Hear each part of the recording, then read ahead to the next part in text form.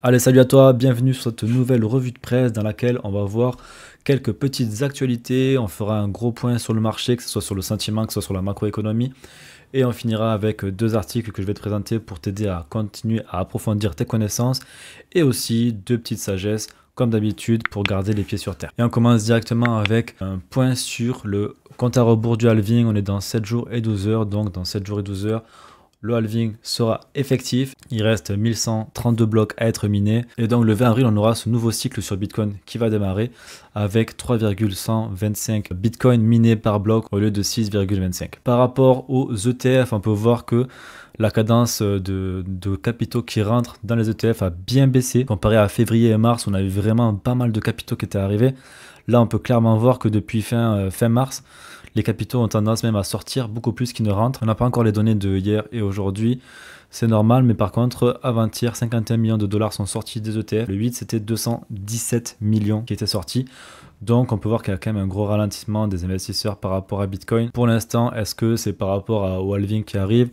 Est-ce que c'est par rapport à d'autres choses? J'ai lu pas mal de choses comme quoi aux États-Unis c'est la période des taxes. Donc dans cette période-là, beaucoup de liquidités sont retirées pour aller payer les impôts. Et une fois que cette période sera passée, il y aura peut-être plus de liquidité qui reviendra. Donc à voir, à suivre. On a un petit graphe également de Vivek qui nous montre les 4 phases un petit peu du bull market. Est-ce qu'on va avoir un cycle accéléré ou pas? C'est un peu une question que tout le monde se pose. Mais si on suivait vraiment ce cycle de 4 ans, on peut voir que la 2022 c'était vraiment le bear market. 2023, le pré-bull run, on a eu vraiment une très belle hausse, surtout en fin d'année. Et 2024, en général, voilà, bon là c'était le Covid, je ne sais pas si on peut le prendre dans l'équation, mais en général c'est plutôt flat. Là on peut voir aussi c'est plutôt flat, là aussi un peu plus flat, et puis ça part vers la fin avant de ralentir et de repartir. Du coup, est-ce qu'on pourrait avoir un scénario qui se rapproche un petit peu de ça, où justement on part un petit peu, on revient un petit peu flat, tranquillement, et puis en fin d'année on repart avant de terminer sur le bear market?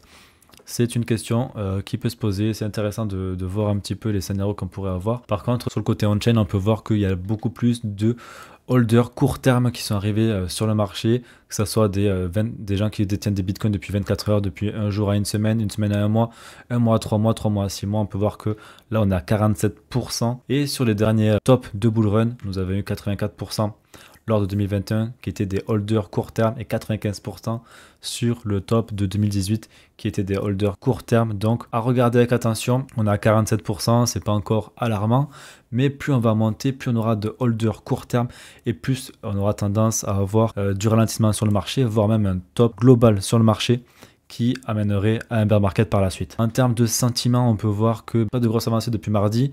On peut voir que voilà, on est toujours à 30, les gens sont toujours en train de se désintéresser de ce marché par rapport à la crypto. On dirait que tout le monde s'en fout, Ethereum, tout le monde s'en fiche.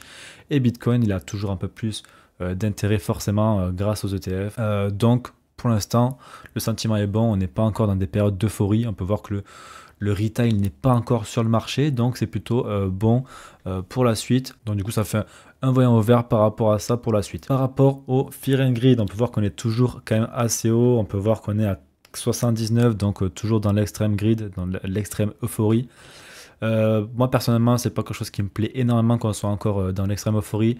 On y reste quelques temps, à chaque fois qu'on y restait quand même pas mal de temps, on peut voir qu'on a eu quand même des petites baisses. Alors peut-être une petite baisse pour venir faire peur, ça serait pas dégueu. Donc à voir si on n'a pas justement une petite baisse pour calmer l'euphorie sur le marché et ramener un petit peu de peur, car on sait très bien que c'est dans ces moments-là qu'il va être intéressant de acheter, de recharger sur des altcoins, sur Bitcoin ou autre. Mais aussi ça va être vraiment dans la peur que le marché va avoir tendance à plus se développer. Et alors que si tout le monde est euphorique, si tout le monde pense qu'on va aller to the moon, alors en général le marché stagne. Alors au niveau des liquidations, on peut voir que sur 3 jours, on a quand même une belle poche de liquidité à aller chercher à 72 000. Donc à court terme, pourquoi pas aller revenir chercher cette poche de liquidité, venir liquider tous ces gens-là avant potentiellement de venir peut-être chercher plus bas. On va voir sur une semaine, car on peut voir aussi que sur une semaine, on a toujours cette petite poche de liquidité à 72 000 qui est vraiment la plus insistante, mais on a aussi des petites poches de liquidité qui se construisent vers les 69 000 et également vers les 67 66 000. Donc il y a quand même de la liquidité à prendre au nord et au sud. On pourrait encore range pendant quelques temps. Et si on continue à dézoomer, là on peut voir aussi, voilà, il y a quelques liquidités au sud, mais j'ai l'impression quand même qu'il y a beaucoup plus de liquidités au nord à aller chercher, ça serait pas déconnant de venir chercher tout ça. Est-ce que Bitcoin du coup est prêt à faire un short squeeze? Ça pourrait être la question qu'on se pose également. Mais en tout cas, si on regarde sur du très long terme, effectivement, on voit bien qu'on est vraiment dans ce range qui part de ici jusqu'à ici avec quand même des points de liquidité ici et ici. Donc pourquoi pas ça, c'est ce qu'on va voir sur le graphique dans quelques instants. Au niveau des funding rates, on peut voir qu'il y a très peu d'effet de levier sur le marché. Donc pour l'instant, RAS, tout est vert, les voyants sont au vert, donc pourquoi pas les pousser, ça serait pas déconnant. Allez, donc si on passe maintenant sur le graphique, on peut regarder un monthly, on a déjà eu beaucoup de hausse avec, regardez, 1, 2, 3, 4, 5, 6, 7 bougies, 7 bougies vertes, donc c'est peut-être normal qu'on ait aussi une bougie rouge actuellement. Est-ce qu'on clôturera ce mois avec une bougie rouge? Ça, je ne sais pas, il reste encore 18 jours et 11 heures. Mais en tout cas, c'est peut-être normal qu'on ralentisse. En plus, on est sur un ATH. On est en train d'essayer de stabiliser au-dessus justement de cet ATH. Ici, on a une nouvelle. On avait une résistance qui était devenue support du coup suite au breakout. Donc, à voir ce qui va en être. Donc, si on passe en weekly, on peut voir qu'on est toujours dans ce range entre l'ATH qui est à 73 777 et le point bas à 60 775. Donc, tant qu'on va rester dans ce range, écoutez, RAS, faut patienter pour voir ce qui va se passer. Et si on descend en daily, on peut voir que la structure que j'avais tracée a déjà été cassée. Je vous en parlais déjà mardi, qui a été cassée, mais on attendait de voir comment ça allait se clôturer. On peut voir que ça a été réintégré par la suite, mais recassé derrière. Et ça pull back dessus. Et maintenant, on est toujours en dehors. Alors, est-ce qu'on va venir le réintégrer et peut-être venir casser par la suite pour aller plus bas? Ou est-ce qu'on pourrait justement venir s'amuser à peut-être aller partir plus haut? C'est un petit peu les questions qu'on se pose. En tout cas, on peut voir qu'on est vraiment dans une consolidation entre le plus haut ici et le plus bas ici. Donc voilà, on compresse tranquillement. Et on attend une résolution. Pas grand chose à faire à part attendre en tout cas. Par rapport à ça. Par rapport à Ethereum, mais pareil, on est vraiment dans un range. Également, vraiment rien à dire. Il y a juste à attendre, à voir comment ça se dégoupille. Est-ce que si on vient casser là, est-ce qu'on ira chercher des plus bas? Ou est-ce que si on vient au-dessus, on ira chercher enfin la TH qu'on attend depuis quelques temps? C'est un petit peu la question que tout le monde se pose, bien entendu. Donc un peu de patience et on verra un dénouement à ce scénario. Allez, j'ai quelques icônes à vous montrer aussi, notamment avec Nozana, qui je trouve est dans une belle zone, qui est arrivé dans une belle zone. Alors on va attendre un petit peu plus, peut-être de consolidation avant de pouvoir rentrer potentiellement. Mais ici, on est clairement dans une zone intéressante pour un premier investissement. Une zone intéressante sera celle-là pour un deuxième investissement, mais pour l'instant, tant qu'on ne vient pas casser ici, il n'y a pas de raison d'aller chercher ici. Donc à suivre, c'est sur Solana, c'est de la deepin, c'est un narratif qui est quand même très en vogue. Solana qui est aussi pas mal en vogue, donc à surveiller, ça peut être intéressant. Par rapport à W, c'était Wormhole du coup, le bridge qui permet d'aller de Ethereum vers Solana et d'autres blockchains. On peut voir que depuis la drop, c'est la descente aux enfers totalement. On ne fait que descendre, on attend de chercher vraiment un petit point pour se repérer, mais pour l'instant il n'a pas l'air de vouloir faire bottom. Hein. On pensait avoir un bottom ici, mais non, on le casse. Donc tant qu'il ne viendra pas faire un bottom et stagner, ce ne sera pas intéressant de rentrer, mais à surveiller tout de même, car il y a des rumeurs d'airdrop, notamment avec Monad et Peak Network. Regardons ensuite Render Token, qui lui arrive sur une zone plutôt intéressante, il vient de casser les 0,38. Donc lui aussi pour l'instant n'a pas encore trouvé de bottom pour rebondir. Mais c'est plutôt intéressant car en général quand on vient casser ça, à moins qu'il arrive à réintégrer directement derrière, potentiellement on pourrait venir chercher plus bas ici. Et là ça serait peut-être intéressant pour acheter ou peut-être même plus bas. Donc Render à surveiller, c'est aussi un gros leader du narratif Deepin. Donc n'hésitez pas à garder un œil dessus. Et je voulais aussi vous montrer le dollar qui, regardez-moi ça, il a accumulé sous sa résistance pendant plusieurs mois, même plusieurs années. Et là, dernièrement, il a cassé, il est revenu retester et il est parti. C'est probablement dû au fait que les banques centrales accumulent énormément d'or, notamment les banques centrales de Russie, les banques centrales de Chine. Et on peut voir donc que le prix s'envole et qu'il n'a pas l'air de vouloir s'arrêter pour le moment. À voir est-ce que ça ira, mais c'est très intéressant pour l'or. En sachant que Bitcoin est souvent considéré comme l'or 2.0, il y a probablement quelque chose à aller chercher également avec ça. On va faire un petit point avec l'inflation. Donc là, cette semaine, je vous disais qu'on allait avoir les chiffres par rapport à l'inflation. Ça y est, c'est tombé. On a 3,5% d'inflation à la place de 3,4%. Et on peut voir même que sur le graphique là, qu'est-ce qu'on voit? On voit un joli W qui se dessine.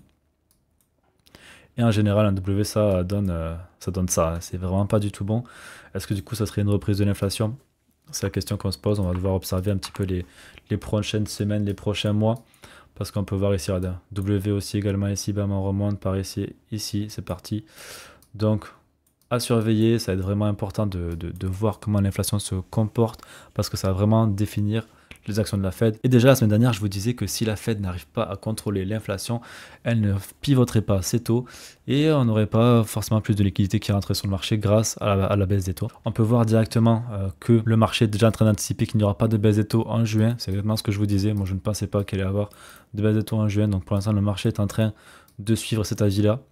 Également par rapport à mai, on est toujours à 92%. Pas de baisse des taux avant potentiellement septembre là d'après le marché. Mais bon là c'est encore trop tôt pour vraiment avoir des probabilités vraiment pertinentes. Donc il se pourrait qu'on n'ait pas de baisse des taux avant cet été, avant peut-être début août. À moins que quelque chose ne casse dans l'économie.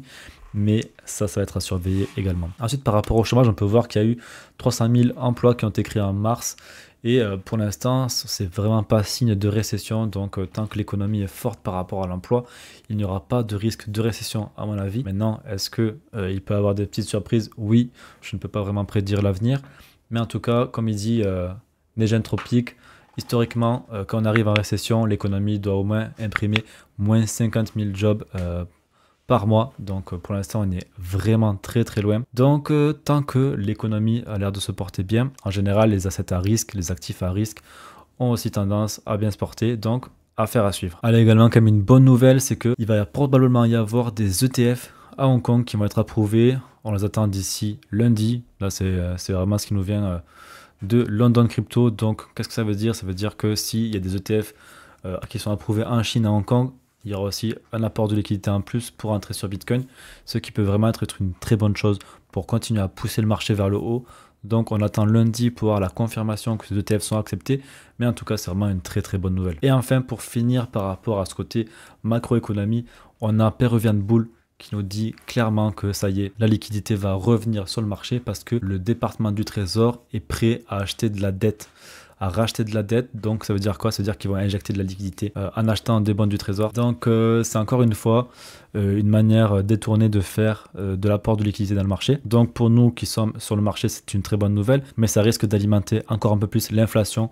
À voir comment ça va se passer dans les prochaines semaines et les prochains mois. Allez, pour le nouvel article de la semaine, je vous propose Arthur Hayes qui cette fois-ci fait une corrélation entre la liquidité qu'on ajoute dans le marché et la hausse des prix des actifs et des actions. On en avait déjà parlé la semaine dernière où je vous montrais vraiment le graphe de la supply totale de dollars et comment elle impactait forcément le prix de Bitcoin. Donc là, vous avez un super article d'Arthur Hayes, c'est très très instructif. Vous allez apprendre beaucoup de choses et je vous conseille vivement de le lire. Pour le second article, je vous propose un rapport de Binance qui nous montre les différents secteurs d'avenir sur la crypto, avec notamment les infrastructures dans leur généralité, la DeFi, les NFT, le gaming, le DePIN, l'IA et le restaking. Vous allez avoir quelques tokens également qui sont très très intéressants à surveiller. Moi par exemple, j'en surveille quelques-uns de ces narratives.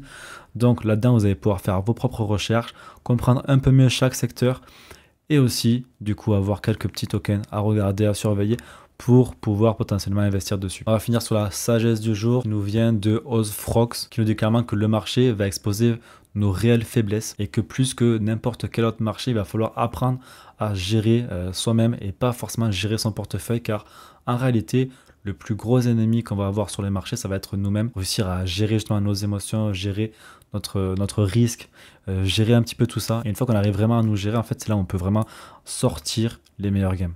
Et donc pour terminer, nous avons la dernière sagesse qui nous vient de Baotide Night Owl, qui nous dit que sa plus récente règle qu'il a mis en place, c'est vraiment que dès qu'il trouve un projet qui lui paraît intéressant, qu'il se dit ok, oh, ça pourrait fonctionner, il va mettre une petite somme d'argent. C'est pas forcément pour gagner de l'argent, mais aussi ça va être surtout pour se dire ok, je l'ai vu, j'ai un petit peu dedans et c'est pas parti sans moi, parce que forcément quand on fait beaucoup de recherches, il y a beaucoup de projets qui nous paraissent hyper intéressants, mais on n'a pas le temps de surtout, on n'a pas le temps de rechercher tout.